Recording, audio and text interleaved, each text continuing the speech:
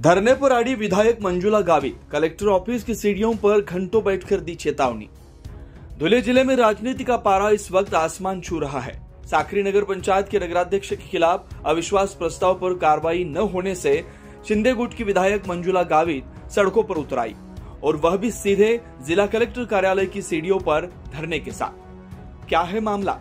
साखरी नगर पंचायत में बीजेपी नगराध्यक्ष की मनमानी और तानाशाही शैली के खिलाफ विपक्ष और सत्ताधारी गुट के कई नगर सेवकों ने मिलकर अविश्वास प्रस्ताव पेश किया था।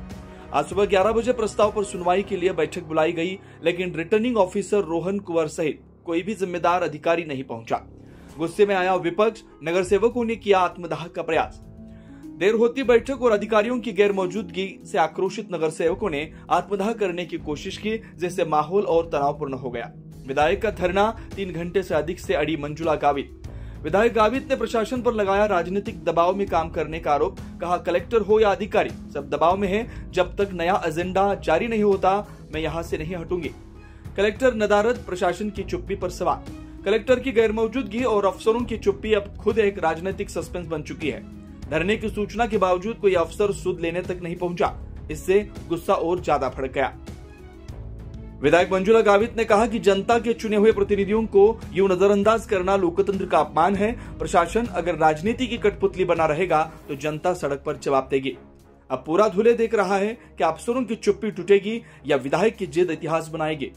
धुले से न्यूज फर्स्ट के लिए पवन मराठी की रिपोर्ट। आमची साखरी नगर पंचायतची आज अविश्वास ठराव आज होता आणि त्यासाठी नवीन अविश्वास दाखल करून आणि नवीन अध्यक्षाची निवड आज होणार होती।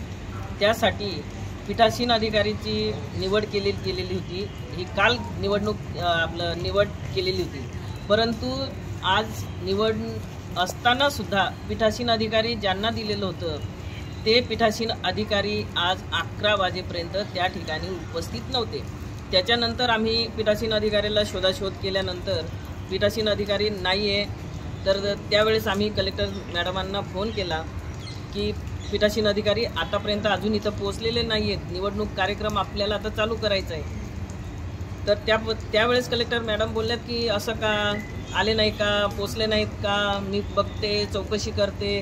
त्याच्यानंतर अजून अर्ध्या तासानंतर मग त्यांच्याकडनं कळालं की नाही मॅडम, त्यांची तब्येत बरी नाही आहे, ते हॉस्पिटलला ॲडमिट आहेत, ICUमध्ये ॲडमिट आहेत। मग ॲडमिट आहेत तर ते इकडं निवडणूक अधिकारी कोणीतरी द्या ना तुम्ही, एका न सांगता तिकडे गेलेत का? म्हणजे याच्यावरनं आपल्याला लक्षात येतंय की त्या ठिकाणी निवडणूक पीठासीन अधिकारी याची नियुक्ती केली गेलेली आहे आणि किती गांभीर्याने त्या ठिकाणी हे चालू आहे। म्हणजे कलेक्टर मॅडमांना सुद्धा किती गांभीर्य आहे या गोष्टीचं, याच्यावर हे लक्षात येतंय। ती व्यक्ती जर त्या ठिकाणी पोहोचलेली नाही आहे, निवडणूक कशी पार पडणार आहे? त्याच्यानंतर सुद्धा आत्ता किती वाजलेत? 5:30 वाजलेत। आम्ही कंटिन्यू आज दिवसभर कलेक्टर मॅडमाच्या संपर्कात आहोत, परंतु कलेक्टर मॅडम ह्या कुठेतरी बाहेर दौऱ्यावर गेल्यात असं त्यांच्या कार्यालयातून आम्हाला सांगण्यात येत होतं। तरीसुद्धा आम्ही फोन करण्याचं आम्ही टाळलं नाही। कंटिन्यू आम्ही त्यांच्या संपर्कात होतो। मध्ये मध्ये त्यांची रिंग पण यायची, तरी पण त्यांनी फोन उचललेला नाही। आणि एवढी गांभीर्याने त्या ठिकाणी हे जर अधिकारी घेत असतील तर कसं याच्यावरनं आपल्याला लक्षात येतं की हे कोणाच्या तरी दबावाखाली हे सुरू आहे, हे आमच्या निदर्शनास आलंय।